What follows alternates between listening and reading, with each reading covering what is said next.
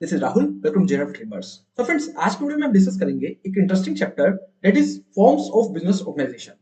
तो फ्रेंड्स, ये जो टॉपिक है ये काफी इंपॉर्टेंट है, इंटरेस्टिंग है और थोड़ा सा लॉन्ग भी है।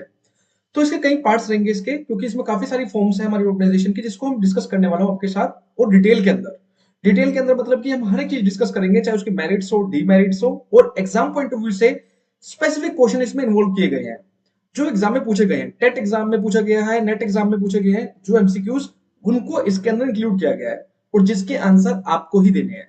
ठीक है, हर एक टॉपिक के बाद में मैं आपसे कुछ क्वेश्चंस पूछूंगा और उसके आंसर क्या करने हैं, आपको प्रोवाइड करने हैं। ठीक है, तो क्लियर हो गया होगा? ओके, सो चलिए फ्रेंड्स स्टार्ट करते हैं। सो सबसे पहले डिस्कस करते हैं हम कि इस वीडियो के अंदर बेसिकली हम क्या कवर करने वाले हैं और इसके कितने पार्ट्स रहने वाले हैं इस टॉपिक के, वो मैं आपके साथ डिस्कस कर लेता हूं। देखो, पूरा अगर हम बात करें फॉर्म्स ऑफ ऑर्गेनाइजेशन में हम क्या क्या डिस्कस करने वाले हैं, सबसे पहले तो हम बेसिक मीनिंग हम डिस्कस करेंगे किसका, बिजनेस ऑर्गेनाइजेशन का, जो हमें पता होना चाहिए। किसी की भी चीज की शुरुआत उसके बेसिक से ही होती है, तब हम उसके फॉर्म्स के बारे में डिस्कस करेंगे। देन हम डिस्कस करेंगे उसके फॉर्म्स, कितनी फॉर्म्स है हमारे बिजनेस ऑर्गेनाइजेशन की।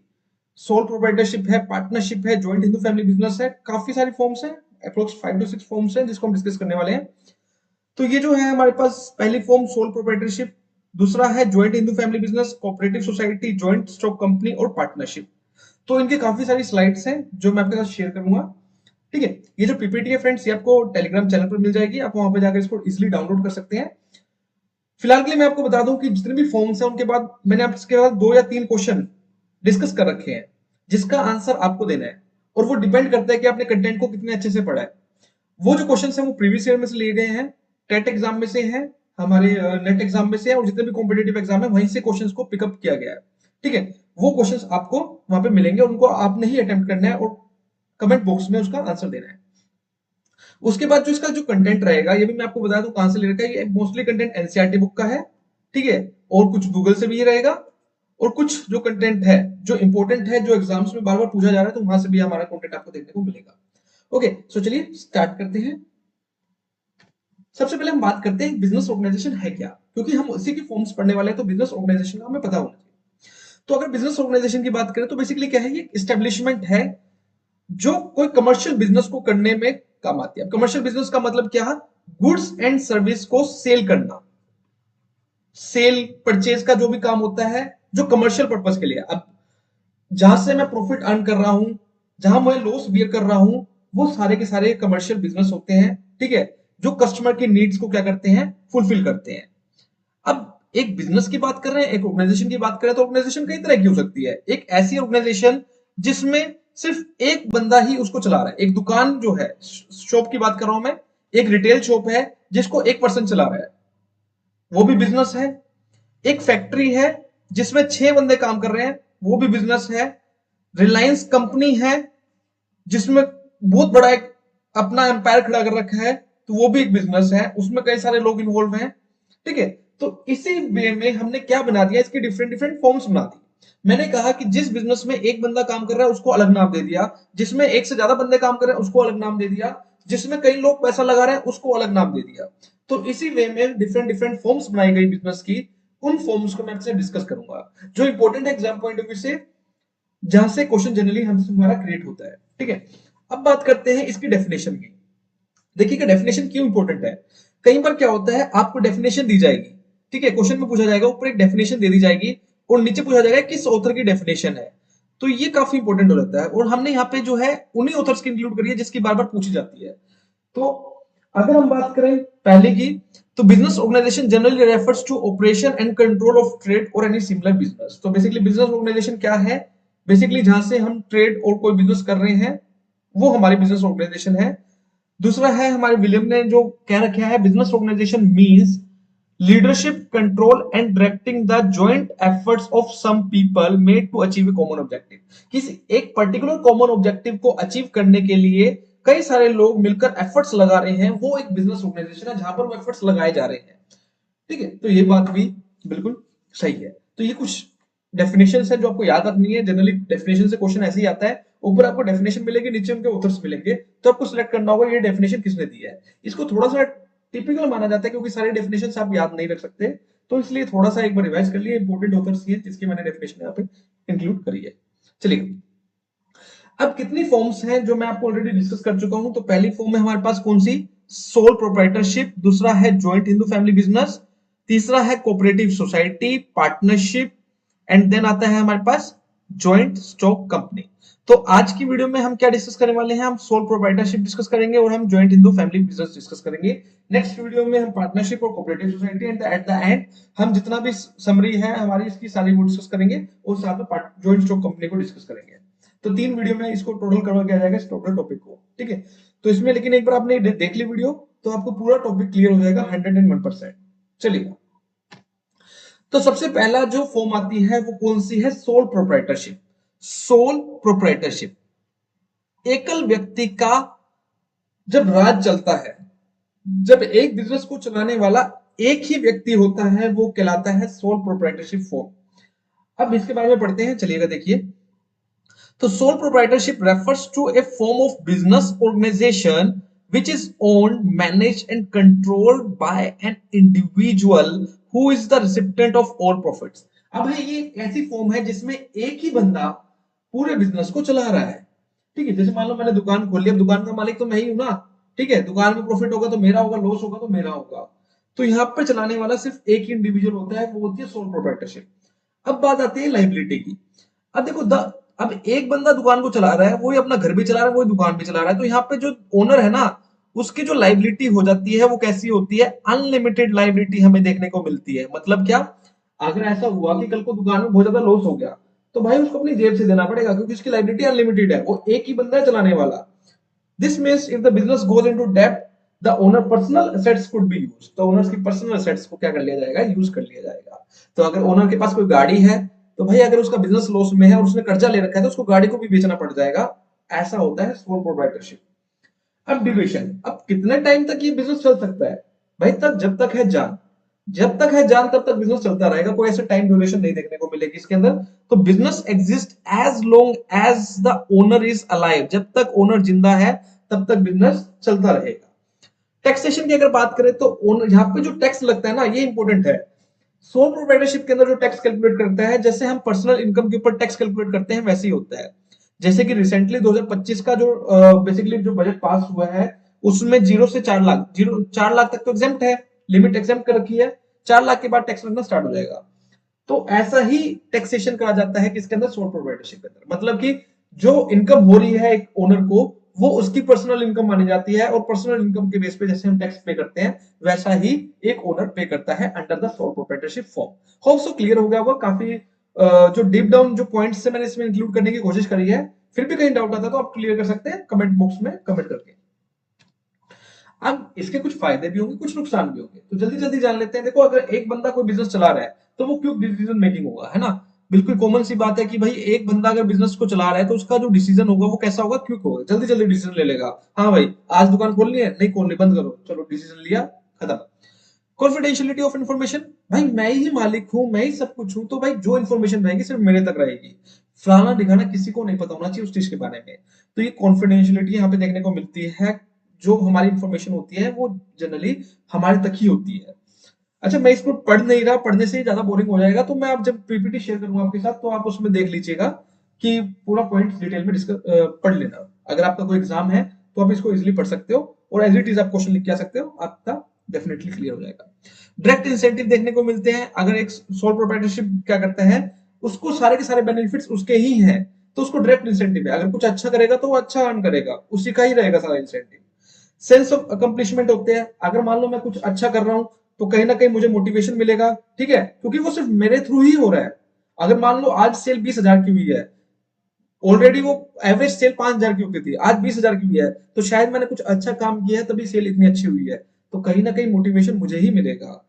Ease of formation and closure, भाई इसको चलाना और बंद करना कितना आसान है। कल मेरा मन कर रहा है कि यार कोई बिजनेस स्टार्ट कर ले, तुम कर ले भाई, कोई बात नहीं, किसी से पूछना है तेरे को, पैसा है तो कर ले। परसों कर रहे नहीं यार, चल नहीं रहा बिजनेस, बंद करके दूसरा स्टार्ट करते हो, बंद भी कर ले भाई।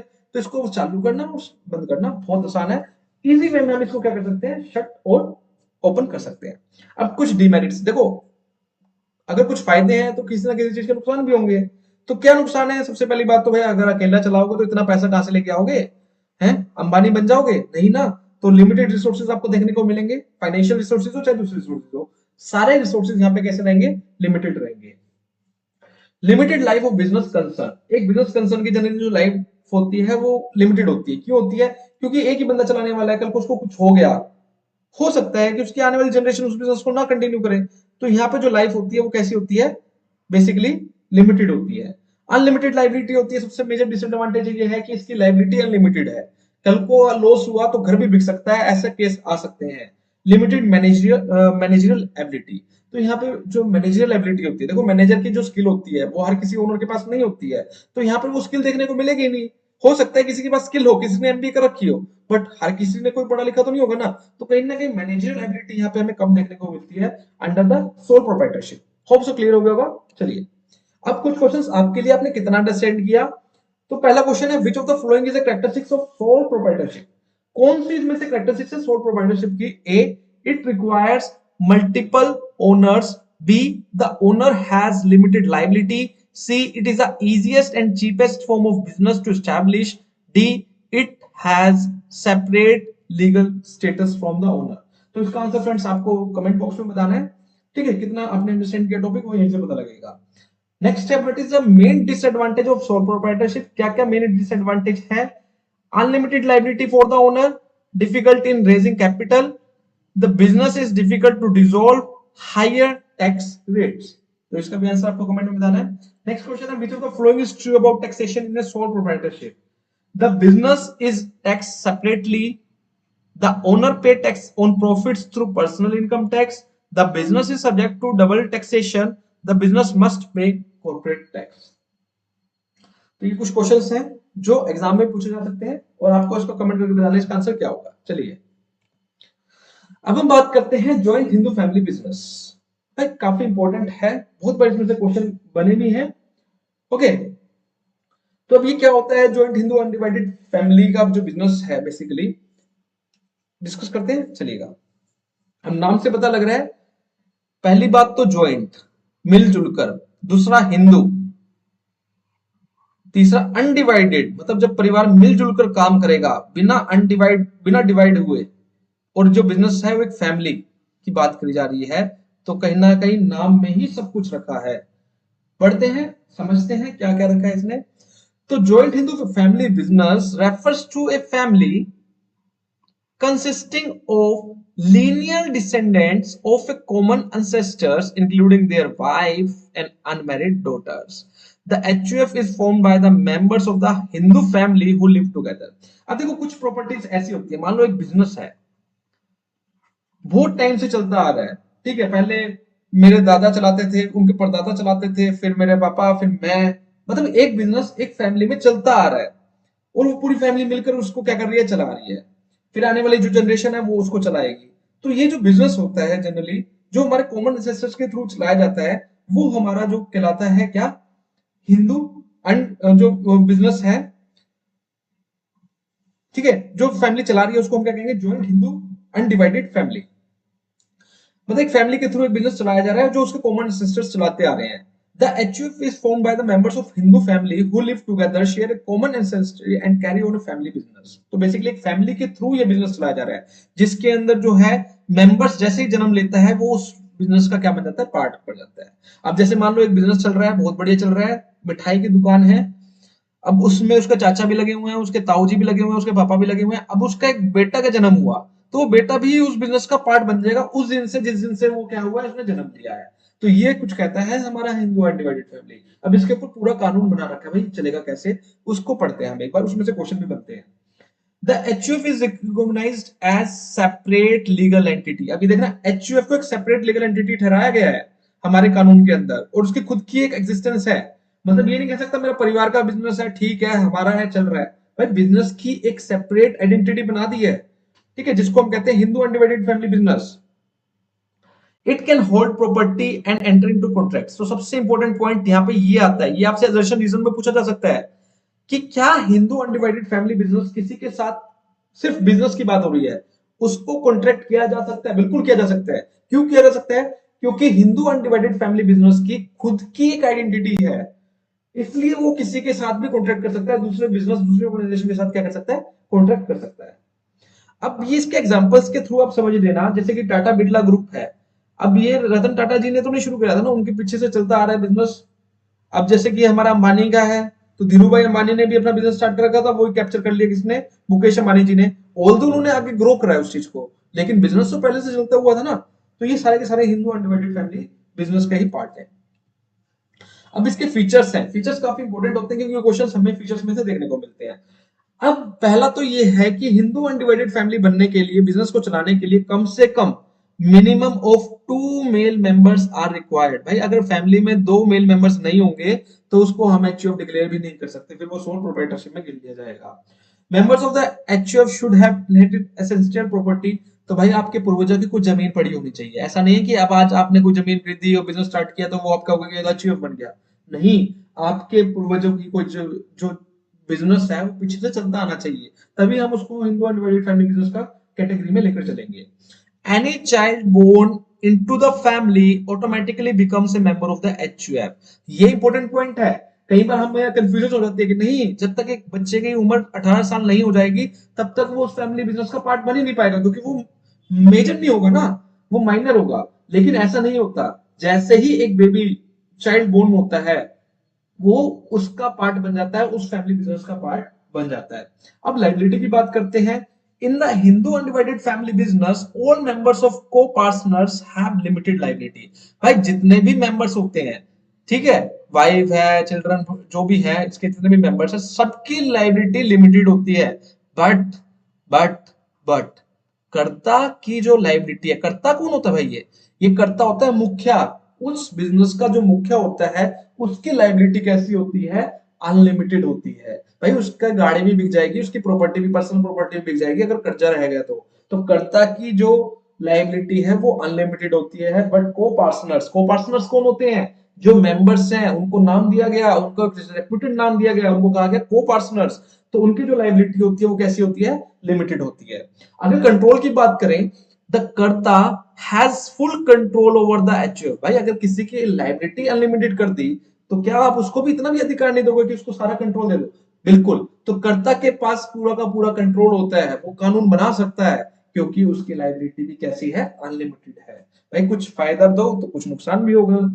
While the कर्ता seek advice from the own members, लेकिन कर्ता क्या है, कर्ता भाई एक प्रिंसिपल की तरह है, उसको भी बेचारे को एडवाइस चाहिए होती है अपने मेंबर्स से, ठीक है। लेकिन जरूरी नहीं है कि प्रिंसिपल अपने कलीग से या अपने फैकल्टी मेंबर से एडवाइस लेगा, लेकिन ले सकता है। कंटिन्यूटी, व्हेन द कर्ता पासेस अवे, अब कर्ता को कुछ हो गया, ठीक है, लाइकवाइज प्रिंसिपल को कुछ हो गया, the next eldest members assume the role of karta, तो वाइस प्रिंसिपल को प्रिंसिपल बना दिया जाएगा। तो जो नेक्स्ट एल्डेस्ट मेंबर है, जो बड़ा मेंबर है उनमें, ठीक है, उसको क्या बना दिया जाएगा, कर्ता घोषित कर दिया जाएगा। अब minors member, anyone born into a Hindu and family business can become a member of the family, therefore even a minor। तो ये अदर्शन रीजन में बहुत इंपॉर्टेंट क्वेश्चन बनता है फ्रेंड्स, क्या माइनर जो है वो हिंदू अनडिवाइडेड फैमिली का पार्ट बन सकता है? जी बिल्कुल बन सकता है। तो माइनर जो होता है वो हिंदू अनडिवाइडेड फैमिली का पार्ट जन्म से ही बन सकता है, जैसे ही किसी जन्म हुआ तो वो हिंदू अनडिवाइडेड का फैमिली का पार्ट बन जाएगा, ठीक है, चलेगा। अब इसके कुछ फायदे हैं, बिल्कुल है। क्या फायदे हैं? पहली बात तो टैक्स एफिशिएंसी, ठीक है, that HUF can B tax separately from individual members. भाई एचयूएफ को एक सेपरेट लीगल एंटिटी माना गया है, इसलिए इसका जो टैक्स होता है, ये जो रिटर्न्स फाइल करता है, ये एचयूएफ की अलग रिटर्न फाइल होती है, इसलिए सेपरेटली टैक्स पे करता है। Family unity, it promotes family unity. भाई एकता में ही बल है, तो एचयूएफ क्या होता है, फैमिली यूनिटी को प्रमोट करता है। Property protection, as long as the family remain undivided the property is protected. Property की सुरक्षा होती है क्योंकि फैमिली डिवाइड नहीं हुई है। लॉन्ग टर्म कंटिन्यूटी, तो हमारा बिजनेस लंबे समय तक चलेगा, ये भी इसका फायदा है। क्या कोई डिसएडवांटेज भी होती है? भाई फायदे है तो नुकसान भी होगा। लिमिटेड कंट्रोल फॉर नॉन को पार्टनर्स, जो नॉन को पार्टनर्स हैं उनका कंट्रोल बिल्कुल लिमिटेड हो जाता है, क्योंकि यहाँ पे सारी पावर किसको दे दी, कर्ता को दे दी। कॉम्प्लेक्सिटी इन मैनेजमेंट, थोड़ी सी मैनेजमेंट में कॉम्प्लेक्सिटी, इतना बड़ा परिवार चला रहा है, हर कोई दखल कर रहा है, वो कह रहा है नहीं ऐसा होना चाहिए, वो कह रहा है नहीं ऐसा होना चाहिए, तो इसलिए थोड़ी सी कॉम्प्लेक्सिटी भी आ जाती है। पार्टीशन रिस्क होता है, बेसिकली किसी भी टाइम क्या होता है, any HUF can be partition and any time if the co partner wishes to divide the assets. अगर मान लो किसी को पार्टनर को भाई बात होगी, घर में लड़ाई होगी, उसकी वाइफ ने कहा को पर्सनल की भाई ऐसा है, खाली कर सारा सामान, चलते हैं यहाँ से, तो किसी भी टाइम उसको पार्टीशन का हो सकता है। लाइबिलिटी ऑफ करता, तो करता बेचारा तो वैसे परेशान है, क्यों? क्योंकि उसकी लाइबिलिटी लिमिटेड है, ओ सॉरी अनलिमिटेड लाइबिलिटी है करता की। तो ये भी डिसएडवांटेज हमें देखने को मिलते हैं। चलेगा, ये कोऑपरेटिव सोसाइटी को हम नेक्स्ट स्लाइड में शेयर करेंगे। आज की वीडियो में सिर्फ हमारा जो है क्या क्या रहा, आज हमने बात करी है किसकी, सॉल प्रोप्राइटरशिप की, और साथ में हमने बात करी है किसकी, ज्वाइंट हिंदू फैमिली बिजनेस की। होप सो फ्रेंड्स आपको क्लियर हो गया होगा। कहीं भी डाउट है तो आप कमेंट करके पूछ सकते हैं, और अपने जो एडवाइस सजेशन वगैरह कुछ है तो प्लीज कमेंट करके जरूर बताना। ठीक है, वो जो सारी मेहनत आपके लिए करी जा रही है। Thank you friends for watching.